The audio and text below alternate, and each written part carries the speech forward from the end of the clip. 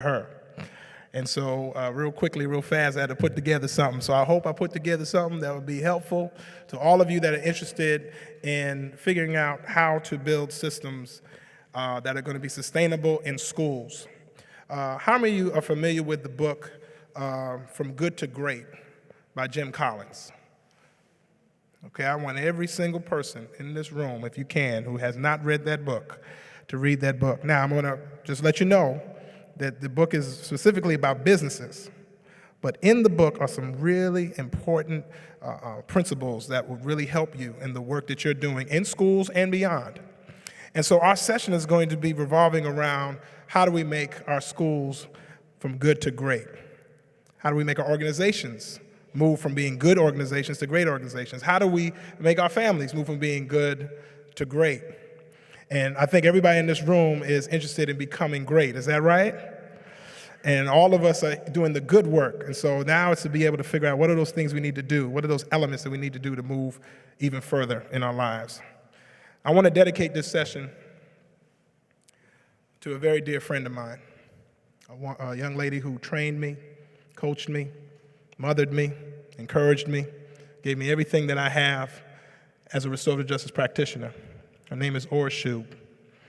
She passed away, and everything that I do from this point forward is dedicated to her memory, to her legacy, and to everything she did to make me the man that I am as a restorative justice practitioner and as someone who believes in the power of peace and peace building.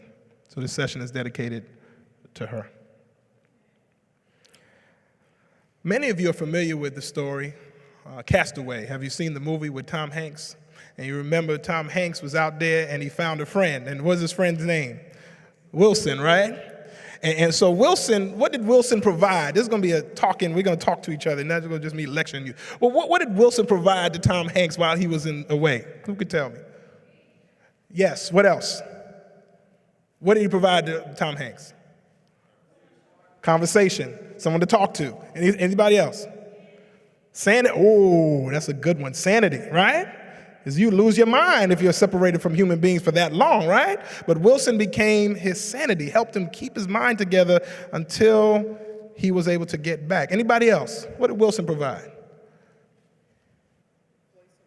A voice of reason, right? Remember, he was having arguments with Wilson, and Wilson was telling him, man, if you do this, this is going to happen. He was like, shut up, Wilson. He said, no, I don't know if you saw the movie. I'm sorry if I messed it up for people that didn't see the movie. But Wilson reminds me, and I found this, it was so funny. I was at a meeting, and we were talking about building a restorative justice app.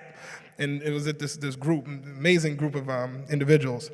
And I saw this ball sitting in the corner. I said, wait, that's Wilson. So I picked it up and I took a picture of it.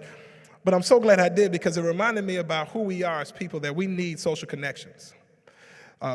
When you watch Castaway, you'll realize what happened to Wilson. I don't want to mess it up for those that didn't see Castaway. But something sad happened to Wilson, but it had to happen in order for Tom Hanks to regain his sanity and to move forward in his life. We all need human connections, and especially our children. And the only way that our children will be socialized is if they have connection to us. Disconnecting our children from us keeps them from being socialized and keeps them from creating a pathway to become citizens of the United States. That's how important we are as adults to our young people. And so, with that being said, let's put on our hard hats and let's begin to build. Let's begin to talk about how do we build these systems for student success.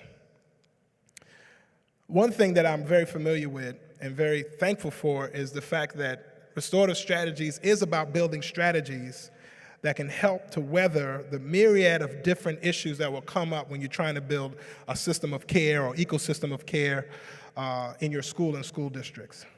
What's very important is to know that this is not checkers, but chess, the game that we're playing. When I say that, I mean that this is not just us making moves, but this is us thinking strategy and thinking ahead in order to make sure that the moves we do make are sufficient enough to take care of the children that don't understand the game. Do you know that there's a game out there? How many adults do I have in the room? I think everybody's an adult in the room. Don't you know there's a game out there? Right? And if you don't know the rules to the game, let me bring it home to you. If you didn't learn the rules of money, you would find yourself in a very difficult situation now trying to acquire credit. And if you don't know how important credit is, then try going to a car dealership and buy a car cash. Try and go buy a house cash. And so these are things that I wish somebody taught me when I was a kid. That now, as an adult, I'm able to teach my children so that they understand it's a game. And once you know the rules, then you'll know how to move through and be successful in the game. And when you make a mistake, look at it as a teachable moment. Don't look at it as blame you, blame me, blame the system, blame this person, blame that. No, look at it as a teachable moment for how you can learn from this particular mistake. Everybody's familiar with best practices, is that right? And as a school teacher, as an educator, as an administrator, it's so important to make sure that whatever you're doing follows best practices. Is that right? When you're looking at restorative strategies or restorative practices or restorative justice or restorative measures, they always have to connect with the best practices that we do as school teachers and administrators. Am I right? And if what we're doing does not meet the needs of the best practices, then we need to stop doing it, right? This does not meet the needs of best practices. What is that? It's a picture of a hammer and a nail. And the hammer and the nail represents zero tolerance. Can I get a poll in the room? Does anybody in this room believe that zero tolerance is a best practice for children and families? I'm in the right room. Give yourselves a hand. I'm in the right room. Because there's some rooms that I go into where people think that zero tolerance is a best practice. Some of us do zero tolerance in our homes with our children and think that it's a best practice. And remember the story I told you earlier, looking back and realizing, no, that wasn't a best practice. As a matter of fact, it didn't do anything but make me resent the person punishing me. It didn't teach me anything. Do you know that the word discipline, the root of the word means to teach? And what we found is that we've moved away from teaching, which discipline is supposed to do, to actually using punitive measures to teach children a lesson. Have you heard that before? This hurts me more than it does you. Have you ever heard that before when they were whooping you or they were punishing you? This hurts me more than it does you. And so I have the question to ask to administrators, teachers, and parents, why does it hurt you if you're not the recipient of it? If you're giving it, it shouldn't hurt you. But why does it hurt you, would be the question. Why should we use punitive measures only to deal with behavior? We just had Tom Dart here talk about the fact that we're locking up people because of an illness, and that generations and generations will look back and say, that generation got it wrong. But I want them to also see you and you and you and say, that generation also got it right. Because they began to turn away from using punitive measures to deal with the issues that are going on and began to move toward a restorative justice model where we can build relationships. This was said and has been shared. People ask for a working definition of restorative justice. There are plenty of them.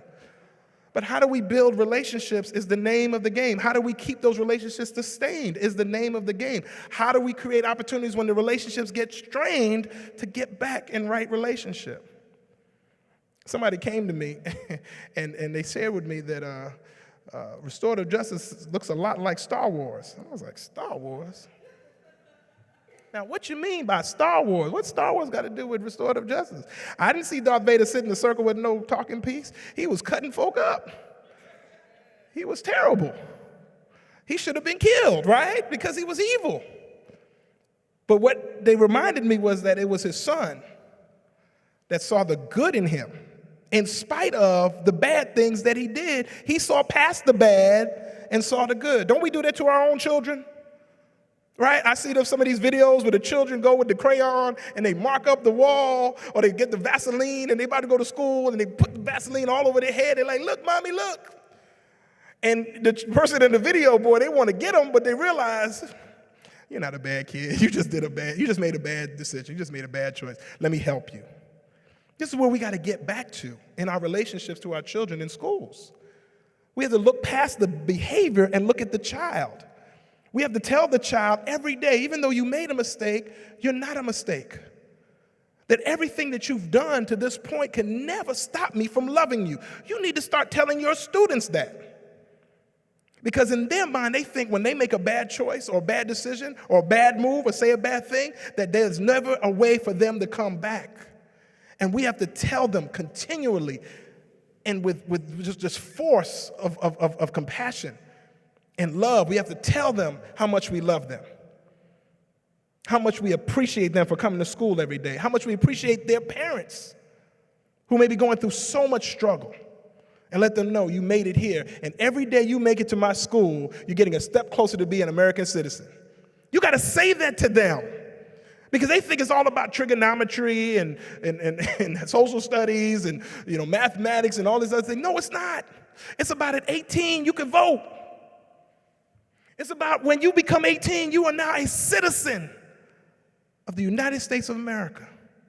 And you have the power to elect the most powerful man or woman on this planet Earth, to make decisions that will be for the best interest of our country.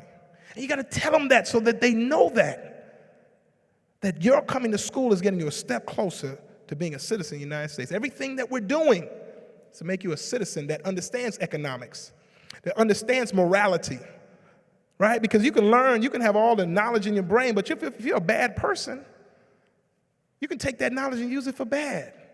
So we have to teach morality with our children. We have to teach social skills with our children. We have to work with our children to understand that their process of growing is about becoming those that will one day take care of us. Did y'all know that one day y'all going to be elders, those that have not reached elders yet, because the elders in the house, right? And they know they're at elder stage and they depend on us to take care of them, right? And one day we're going to be in their seat. And we expect that the children coming up will take care of us. You either pay now or you pay later. That's what a wise person told me a long time ago. And I'd rather pay now. So we're thinking about systems. We're looking at these three very important processes that go on in schools when we talk about creating a restorative justice system, a restorative justice practice system.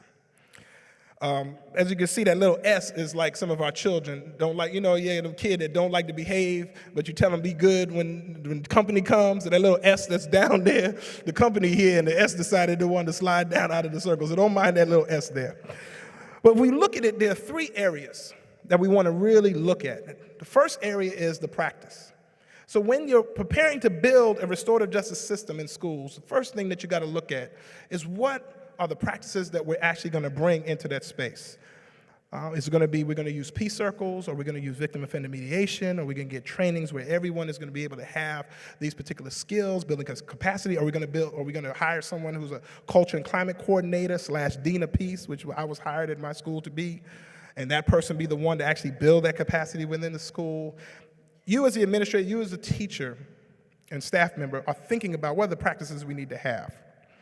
From that particular point, now we move to the area of systems, because you can't just do circles or any of these restorative justice measures and not have conversations with the other individuals that are in the building and that they see worth in what you're doing. For instance, and I'll give you an example. When I first started doing the culture and climate peace circle work, they did not see worth in what I was doing, and so the dean was not referring those children to me.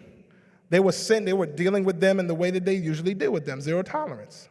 And so the principal had to build a process and a system that would be able to allow for a percentage of their youth that come to them to then go to me or go through a restorative measure, whether the dean did it or I did it or some other individual did it, so that we can reduce the reliance on zero tolerance. And so the principal and her leadership at the school that I was working at had to figure out what are the systems that we need to create in place. What are the different meetings that we have to have throughout the school year to make sure that the dean of peace and the counselors and the social workers and the police and everybody is having a conversation about how do we move children through this process so that they in turn can actually be able to get the best benefit of the restorative measures. Then data. How many know data is king in schools? How many know data is king? Right? If you don't know, I'm going to tell you right now. If you didn't collect it, it didn't happen. If you didn't document it, it didn't happen. You have to document, and it can be qualitative or quantitative. Qualitative is actually counting, right? How many circles did we have? How many peer juries did we have? How many victim offender mediations did we have? And then the qualitative is specifically around the stories. So you actually capturing what young people and adults are saying about how this actual experience helped them.